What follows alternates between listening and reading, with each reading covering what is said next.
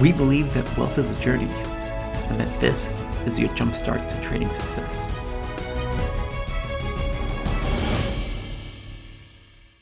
Hello everybody, and welcome to another edition of the Trader's Mindchat show, where we believe that wealth is a journey and that this is your jumpstart to trading success.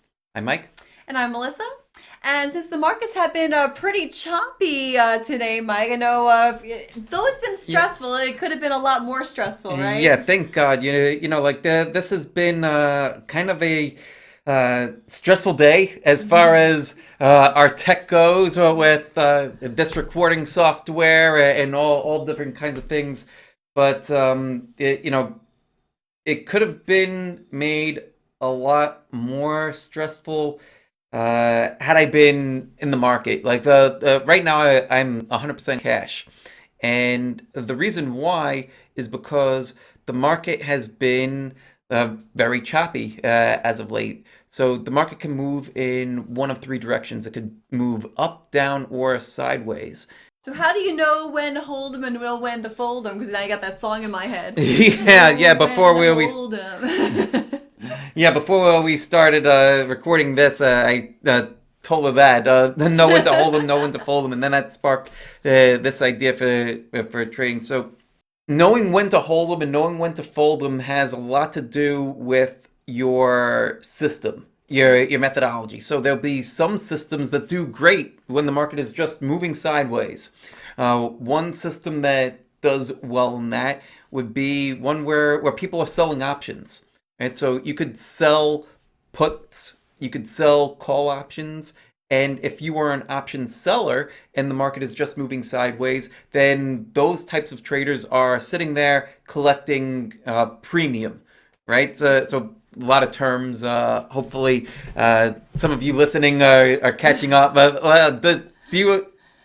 Some of it goes over my head, but just nod. Yes. But this is important for people to know. So this is great. So there's a strategy that works in any kind of environment. But the point that I'm trying to make is that you need to know what environment your system works best in. Because it's not going to work well in every kind of environment.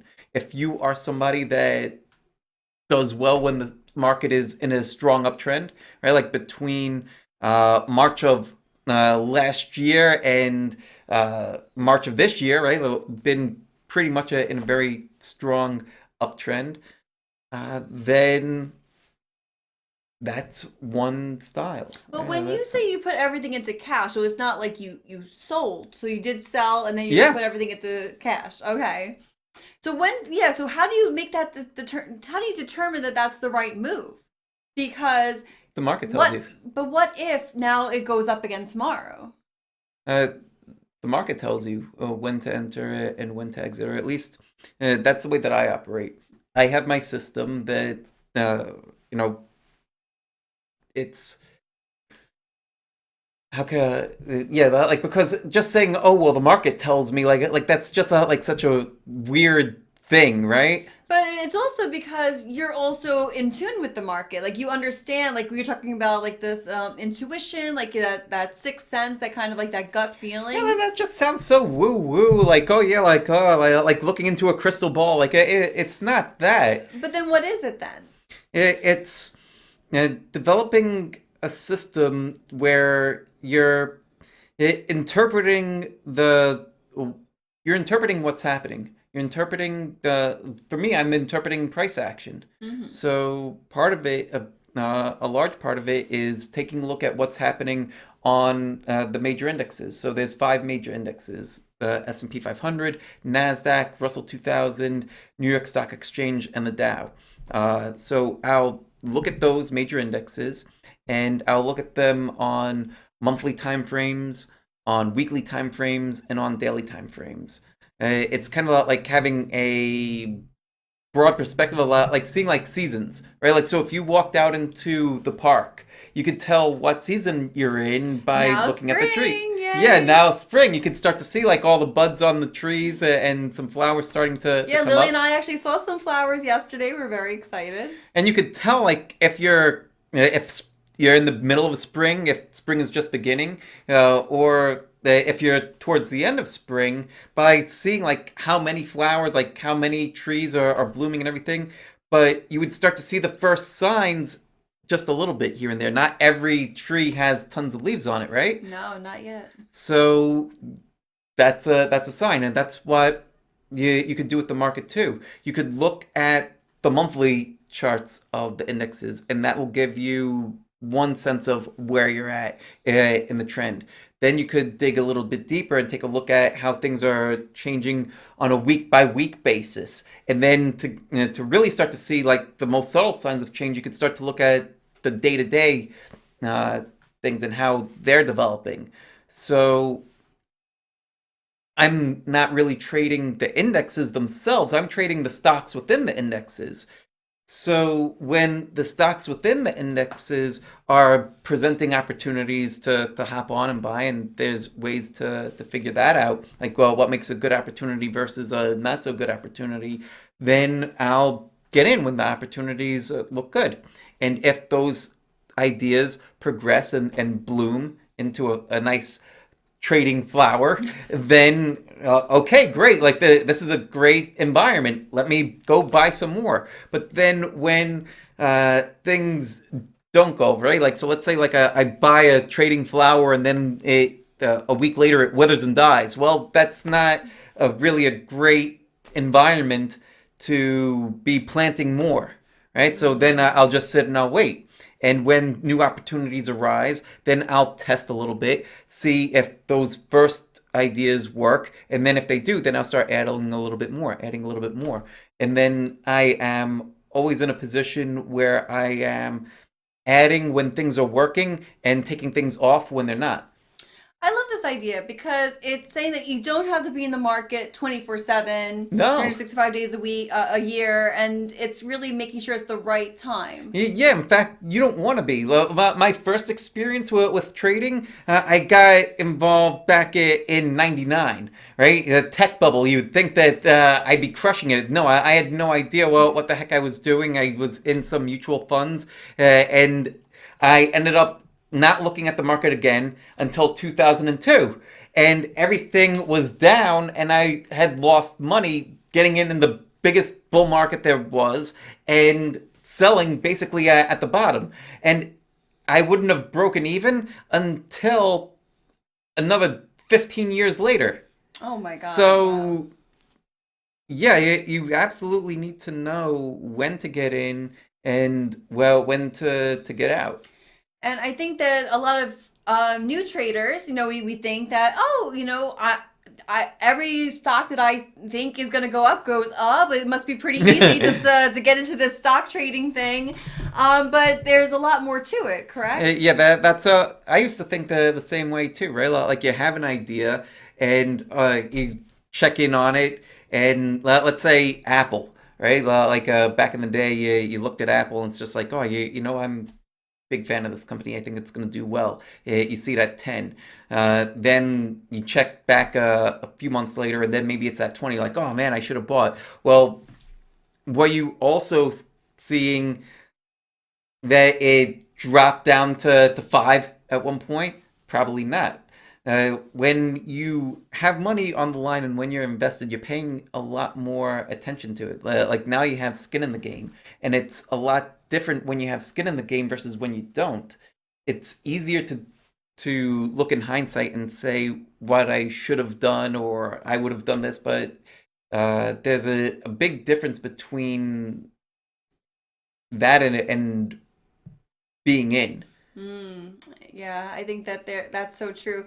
So if you were going to give some advice for somebody who is just starting out and they want to, get in and they want to hold maybe for a certain length of time, but you're saying to let them know that it's okay to just fold when you're watching the market and then things aren't really. Well, I would say that you need to know under what circumstances you're going to get in and what circumstances you're going to get out and how much you're going to risk. You need to know those three things. And hopefully, well, when you're figuring out, well, when am I going to get out, you're giving yourself more than just one exit, right? Like, even if you go into a restaurant, there's multiple exits, there's multiple ways out. Give yourself multiple ways out of a trade. So, one way, of course, is if it goes up and hits a certain target, that's what you want. So, that's one way. Another way is if it goes against you, to cut the loss.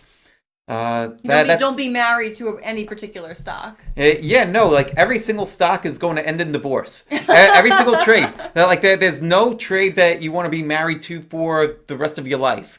So you could either divorce the trade and then you get to keep the money, or the market's going to keep the money if you stay in too long. Okay, so good that doesn't apply to our marriage, but but yes, for a trade, so you're not married to any particular trade, so it helps give you a little bit more flexibility to know that when you want to be in or out. Yeah, you should only. You want to keep dating. No, well, you should. You should. Yeah, like as a market participant, you want to be in trades that are treating you well. And a trade treats you well by continuing to move in your favor. If it's not continuously moving in your favor, then depending on the rules that you have for yourself, it might be time to exit. And if it's an abusive relationship, get out. Yes, if it isn't, right. Some people will hold on if they're down 20%, 50%. Why? You're getting abused. Kick that shit to the curb and go for the next one. I love this. We're going to have to write a book about dating and trading and how that they're relatable. This is hysterical. But it's so true. I never thought of it that way. But it's true. Like if you're in that abusive trading relationship, you just have to kick that trade to the curb and start a new, start fresh. Yeah, exactly. So for you right now, so what is your game plan? So you're going to be waiting to see how the market reacts tomorrow? Yeah, so every day, at the end of the day, I do a mini deep dive. So, well, what's a deep dive?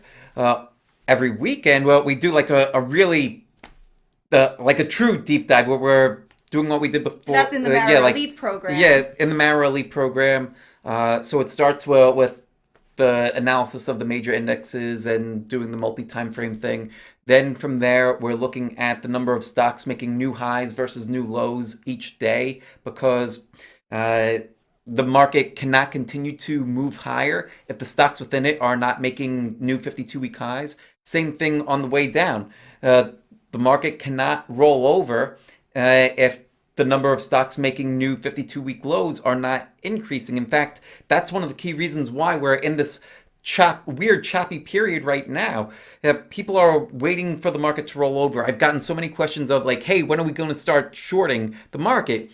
Well, when the market does roll over, and going back, and we did a study, went back a full decade, and looked at every single major correction over the past decade. Every single correction had both a dry up in the number of stocks making new 52-week highs and a expansion in the number of stocks making 52-week lows before the major drops hit. We have not seen a major uptick in the number of stocks making new 52-week lows. In fact, it's been in the low double digits at most, like 20 or 30 stocks making new 52-week lows. But most of the time it's been in the single digits. It's going to be really hard for the market to roll over if you don't start to see the number of stocks making new 52-week lows increase. And so that's why we're in this, or part of what's contributing to this weird choppiness. And rather than, like don't get into trading through this. If you're on a boat, you don't want to be in the choppy waves. You want to wait for the smooth sail. Right. And to quote this other guy, Jesse Livermore, he said that there's a time to be long, a time to be short, and a time to go fishing. That this is it's time to go fishing. Let's yeah. Get the fishing poles out and head over to the creek. Right. So back to the deep dive. So deep dive was look at the major indexes, assess the number of stocks making new highs versus new lows, and then take a look at your universe list. So cultivating all the stocks that you're interested in, you should have a criteria by which you're going to allow stocks to be within your own universe, Mm-hmm. and then seeing within that, are there any stocks that are setting up to buy or to short? So I'll do a mini version of that every single day, and it takes me maybe about half an hour, maybe less. And do you explain this during the deep dives for your Oh members? yeah, yeah. So Okay. on the weekend we're going through everything. It's a 3 hour event, and we're going slowly, answering questions, and going step by step and analyzing all the trade ideas that come up. Does everybody have the same universe list, or is there a different universe list per person's criteria? Each person would, so if somebody develops their own universe, then they have their own criteria, whether they're adopting somebody else's criteria or they've customized it in Mm-hmm. some way. When I was first starting out, my first universe list was the IBD 50. Investors Business Daily, they put out this list, and they have like their top 50 stocks, and it's like, all right, I'll start with that. That's my universe. Then over time, I started to come up with some of my own screens that I would run. Some of the looking at things like relative strength being at a new 52-week high, looking at accelerating earnings, accelerating sales, and those are just a few. We could talk all day about screens, but yeah, to have a set criteria by which things are going to enter your universe, and then you could start to see from that list a lot of different things. You could see how the list expands and contracts over time. So if the list is continuously expanding, if more ideas are able to pass your strict criteria, then that means that it must be good for your methodology, right? Like there's more opportunities coming. If it's contracting, like there's fewer and fewer in your universe, then it's might not be a great time for you to trade.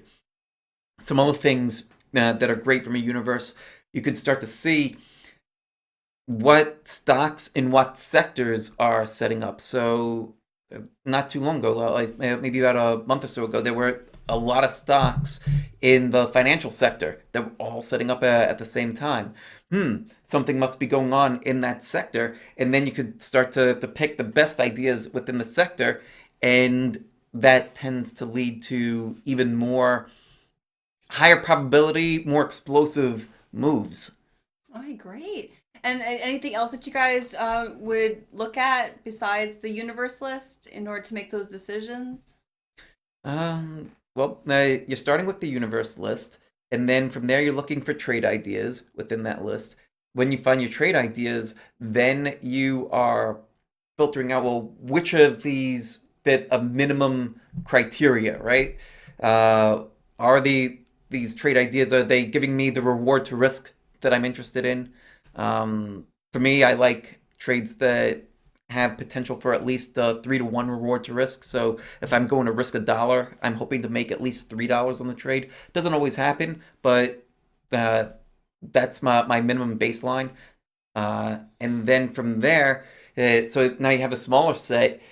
From that set, you want to really do a very thorough analysis of those last uh, handful of trades that you found to see like which ones are worthy of my money right now to test out it and play. No, I love it. And if you guys are not already a member of the Mara Elite, go to www.marawealth.com/membership and be sure to sign up today, and you can be a part of these great discussions every weekend. And like I said, this is a lot of information, but it's so valuable, and to be able to do it with a network of like-minded traders, it's incredible. And so stay tuned, and we have more coming up right after this quick word from our sponsor. Today's episode is brought to you by the Traders Vault Online Summit. This is an exclusive virtual trading event with both panel discussions and multiple breakout sessions with some of the top traders in the industry. I'm thrilled to be a panelist at this event, and it will be on April 23rd, 2021. Be sure to register at tier1tradinguk.com. And we're back. We're back, and just a quick recap again about when to hold them and when to fold them. So, Mike, what are the top 3 things that every trader should keep in mind, especially when the market is choppy like this, if they should be holding those trades, married to them, or if they should be divorcing them or separating and playing the field? So the criteria number 1 is to have a way to assess the market environment. Everybody's going to have their own way to do it. The way that I'm doing it, again, is to look at the major indexes, see what they're doing, and to see what my stocks that I'm holding are doing. If I'm making traction, if the trades that I'm in are making progress, then it's time for me to be investing more. If the trades that I'm putting on are falling flat, then the market is currently hostile to my method. And so I should be trading small or sitting out. Okay. And any other advice that you would mention? Yeah, so looking at the major indexes, looking at your own portfolio performance, and if you do have a universe list or a criteria list, see how those ideas are setting up. And knowing that the market is an infinite stream of opportunity. If you don't see trades right now, there'll be other trades tomorrow, next week, whenever, but just wait for your pitch to hit. Don't feel that you need to be constantly involved. Yeah, I think that was a key thing that I learned from this episode was that you don't have to be, in the market 24/7, 365 days a year. Like you can wait for that right pitch, or you can wait to make sure that it is the right opportunity. Don't just stay in an abusive trading relationship no. with a stock just because you keep thinking it's going to come back up, it's going to come back up. Just because maybe you've had prior success with that stock doesn't mean that you have to hold on to it forever. Yeah, and so if let's play that out, right? So not only are you getting abused in that relationship, but you're also missing out on all the other great trades that are out there. Yes, you're right, because you're so blindsided. You're just watching this one trade that you're not even seeing what else is out there. Yeah, so kick that bad trade to the curb and go see what else is out there, and you'll have a much better trading relationship. There's plenty of fish in the sea, right? Yeah. I love this. Plenty of fish in the sea, plenty of trades in the market. We're totally gonna be writing this book because this is gonna be so great. But yes. So for you at home, thank you so much for joining us today. I hope that this has been helpful for you as you have been dealing with the market right now, just like we have. And I hope that you will stay tuned for future episodes. We actually have a wonderful closing by our daughter Lily, because it is a Bring Your Daughter to Work Day. Yeah. Sort of, kind of. I don't know, we work from home, so we're tying it together for spring break. Yeah, and we'll figure out how to edit this in and... But she's gonna send us out, to make sure you subscribe and be sure to tune in for future episodes. Okay. See you next time. Bye, everybody. Bye. Hi everyone, my name is Lily. Thanks for watching the show. Make sure to click that bell button and subscribe like the princesses. And I give it thumbs up. Bye. You're my best friend. I know this is great, but I love you. Thanks for watching the show.